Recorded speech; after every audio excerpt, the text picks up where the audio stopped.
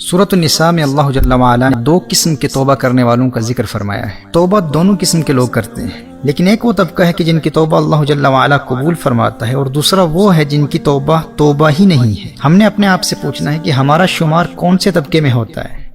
اللہ جل وعلا نے ارشاد فرمایا انما التوبۃ علی اللہ للذین یعملون السوء بجہالۃ ثم یتوبون من قریب فاولئک یتوب اللہ علیہم وکان اللہ علیما حکیما۔ وہ توبہ جس کا قبول کرنا اللہ جل وعلا نے اپنے فضل سے لازم کر لیا ہے، وہ صرف انہی کی ہے جو نادانی سے برائی کر بیٹھیں پھر تھوڑی دیر میں توبہ کر لیں۔ ایسوں پر اللہ اپنی رحمت سے رجوع کرتا ہے، اور اللہ علم و حکمت والا ہے۔ غور کیجئے گا، وہ لوگ جن کی توبہ اللہ جل وعلا قبول فرما لیتا ہے، یہ وہ ہیں جو نادانی کی وجہ سے جہالت کی وجہ سے گناہ کرتے ہیں۔ یعنی وہ نادان اس وقت شیطان کے فریب میں آ گئے، شیطان نے ایسا حملہ کیا اور گناہ کی لذت ایسی غالب آ گئی کہ اس لمحے وہ اس گناہ کے نتائج کو ہی بھول گئے۔ وہ کوئی گناہوں بھری زندگی گزارنے کا ارادہ نہیں رکھتے تھے۔ ایک پلاننگ کے تحت گناہوں بھری زندگی گزارنا یہ کوئی ان کا لائف سٹائل نہیں ہے۔ وہ نیک بننے کی کوشش کر رہے ہیں اور گناہوں سے بچ کر رہنے والے متقی لوگوں کا لائف سٹائل اپنانا چاہتے ہیں۔ بس اپنی نادانی کی وجہ سے شیطان کے جال میں ایسے پھنس جاتے ہیں کہ جب وہ حملہ کرتا ہے تو وہ خود پر قابو نہیں پا سکتے،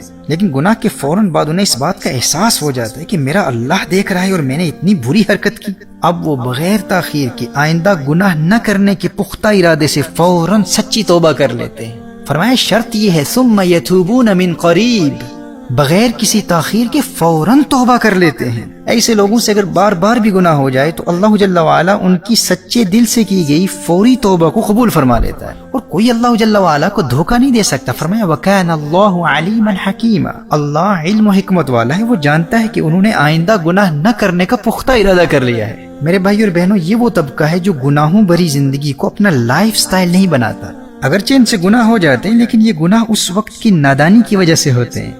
یہ اندر ہی اندر ندامت و شرمندگی کے ساتھ کڑتے رہتے ہیں اور اس گناہ کی تکلیف کو اپنے باطن میں محسوس کرتے ہیں، اور پھر سچی توبہ میں تاخیر بھی نہیں کرتے۔ ایسے لوگوں کی توبہ اللہ قبول فرما لیتا ہے۔ لیکن دوسرا طبقہ وہ ہے جو اس وقتی غفلت و نادانی کی وجہ سے گناہ نہیں کرتے،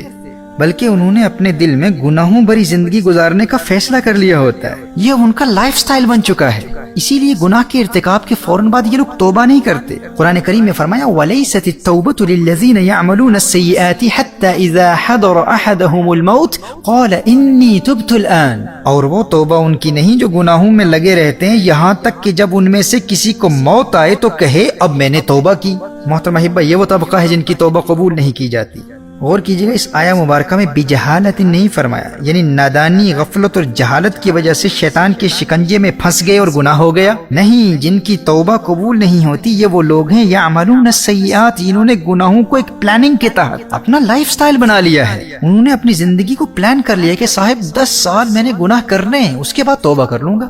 ایسے لوگ کہتے ہیں کہ ہاں مجھ سے گناہ ہوا ہے، لیکن میں تو ابھی جوان ہوں نا، ابھی بہت وقت پڑا ہے، ابھی میں نے کم از کم 2 سال تو اپنی لائف کو بھرپور انجوائے کرنا ہے، پھر ایسی توبہ کروں گا کہ دنیا حیران ہو جائے گی۔ ابھی اتنے عرصے کی محنت کے بعد بڑی مشکل سے فلاں لڑکی سے میرا رابطہ ہوا ہے، ابھی تو بات چیت شروع ہوئی ہے، بس ایک مرتبہ اسے حاصل کر لوں نا، پھر اس کے بعد میں توبہ کر لوں گا، پختہ توبہ کروں گا۔ بھائی فلاں کاروبار میں مصروف ہوں، بس 2 سال تک خوب دولت کمانی ہے میں نے، اس کے بعد دیکھنا مجھ سے بڑا کوئی متقی نہیں ہوگا، بس یار رمضان المبارک تک گناہ کروں گا، اس کے بعد میری زندگی میں انقلاب آ جائے گا۔ اب کچھ لوگوں نے ایسی پلاننگ کی ہوتی ہے کہ بس 6 مہینے تک مزید گناہ کروں گا اور پھر دیکھنا حج پر جاؤں گا، پھر میری زندگی میں ایسی تبدیلی آئے گی کہ تم مجھے پہچان ہی نہیں پاؤ گے۔ اب یہ وہ طبقہ ہے جن کے متعلق اللہ جل وعلا نے ارشاد فرمایا کہ ان کی توبہ ہی نہیں ہے۔ ایسی توبہ کرنے والوں کے ذکر کے دوران اللہ جل وعلا نے یہ نہیں فرمایا یعملون السیئات بجہالۃ کہ یہ وقتی غفلت و نادانی کی وجہ سے گناہ کر بیٹھتے ہیں، نہیں، بلکہ یہ مکمل پلاننگ کے تحت گناہ کرتے رہتے ہیں کہ ہم ایک خاص مدت تک اللہ کی نافرمانی کرتے رہیں گے۔ اب یہ وہ لوگ ہوتے ہیں جنہیں آپ توبہ کی دعوت دیں تو یہ کہتے ہیں کہ بھائی آپ ہمارے لیے دعا کیجیے، بس آپ کی دعاؤں کی ضرورت ہے، اب میں زندگی کے اس حصے میں گناہ چھوڑ نہیں سکتا، اب کیا کروں، میں ایسا ہی ہوں۔ کچھ ایسے کہتے ہیں بس میں ایسا ہی ہوں، بھائی اب میں کیا کروں، بس چند سال تک گناہ کروں گا، اس کے بعد میں توبہ کر لوں گا، آپ ہمارے لیے دعا ضرور کیجیے گا۔ قرآن کریم میں اللہ جل وعلا نے ارشاد فرمایا ایسے لوگوں کی توبہ ہی نہیں، بلکہ ایسے لوگوں کو توبہ کا موقع ہی نہیں ملتا، یہ تاخیری حربے اختیار کرتے رہتے ہیں حتی اذا حضر احدهم الموت قال انی تبت الان، یہاں تک کہ ایک باقاعدہ پلاننگ کے ساتھ توبہ کو مؤخر کرتے رہتے ہیں، اور اچانک موت آ جاتی ہے اور موت کو دیکھ کر کہتے ہیں میں نے اب توبہ کر لی۔ دیکھیے اس طبقے سے تعلق رکھنے والوں کا جواب کبھی کچھ ایسا بھی ہوتا ہے کہ میں گناہ تو نہیں چھوڑ سکتا، لیکن میں ساتھ ساتھ صدقہ و خیرات بھی تو خوب کرتا ہوں بھائی، میں آنے والے 5 سالوں تک یا 10 یا 20 سالوں تک گناہ بھی کرتا رہوں گا، اور میری فلاں نیکیوں اور فلاں صدقات و خیرات سے حساب برابر بھی ہوتا رہے گا، اللہ جل وعلا بیلنس کر دے گا، العیاذ باللہ۔ اور پھر ایک وقت آئے گا کہ ان گناہوں کو بھی چھوڑ دوں گا۔ اچھا، کچھ لوگ کسی میریکل کے منتظر ہوتے ہیں، وہ کہتے ہیں ایک دن میری زندگی میں ایسا آئے گا، وہ حج کا دن ہو یا لیلۃ القدر ہو یا شب برات ہو، ایک ایسی رات آئے گی جو میرے دل کی دنیا بدل کر رکھ دے گی، بس میں اس میریکل کا منتظر ہوں، just waiting for that miraculous night that will change my entire life. It will completely transform me, and until then I will continue with my sinful activities. اس وقت تک میں گناہوں سے بچ ہی نہیں سکتا۔ میرے بھائی اور میری بہنوں، یہ وہ لوگ ہیں جن کے متعلق اللہ جل وعلا ارشاد فرماتا ہے کہ اللہ ایسے لوگوں کی توبہ قبول نہیں فرماتا، یہ ایسے ہی زندگی گزارتے رہتے ہیں یہاں تک کہ ان کی موت آ جاتی ہے، اور پھر موت کو دیکھ کر کہتے ہیں اللہ ہمیں معاف فرما دے، آج میں نے توبہ کر لی۔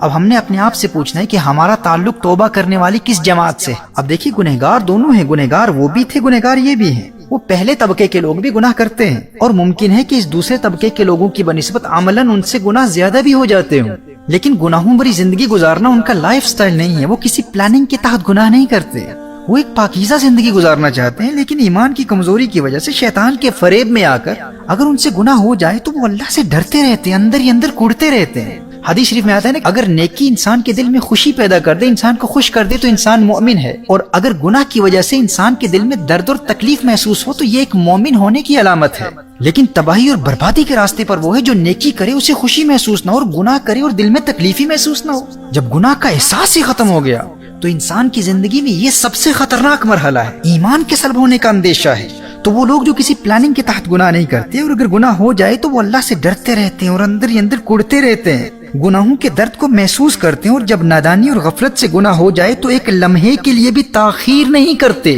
فوراً توبہ کر لیتے ہیں۔ تو اللہ جل وعلا ایسے گنہگاروں کی توبہ فوراً قبول کر لیتا ہے، کیونکہ وَكَانَ اللَّهُ عَلِيمًا حَكِيمًا۔ اسی آیت میں فرمایا کہ اللہ جانتا ہے، اللہ کو اس بات کا علم ہے کہ وہ اللہ سے ڈرتے بھی ہیں اور نادم و شرمندہ بھی ہیں، اور اس وقت توبہ انہوں نے آئندہ گناہ نہ کرنے کا پختہ ارادہ بھی کر لیا ہے، اور پھر توبہ میں تاخیر بھی نہیں کرتے، فوراً توبہ کر لیتے ہیں۔ اور دیکھیے، گناہ کے ارتکاب کے فوراً بعد توبہ کرنے والوں کا گناہ لکھا بھی نہیں جاتا، بلکہ 6 گھنٹوں تک فرشتہ گناہ لکھتا ہی نہیں ہے، اور کچھ اہل علم کے نزدیک 3 گھنٹوں کی روایت بھی ہے۔ المعجم الکبیر میں امام طبرانی نقل فرماتے ہیں، حضرت ابو امامہ رضی اللہ تعالیٰ عنہ روایت فرماتے ہیں کہ نبی کریم صلی اللہ تعالیٰ علیہ وآلہ وسلم نے ارشاد فرمایا، جب انسان نیکی کرتا ہے تو دائیں طرف والا فرشتہ نیکی فوراً لکھ لیتا ہے، اور جب انسان گناہ کرتا ہے تو دائیں جانب والا فرشتہ بائیں جانب والے فرشتے سے کہتا ہے امکث 6 ساعات فإن استغفر لم يكتب عليه وإلا أثبت عليه سيئة۔ جب انسان گناہ کرتا ہے تو دائیں جانب والا فرشتہ بائیں جانب والے فرشتے سے کہتا ہے 6 گھنٹوں تک گناہ نہ لکھ۔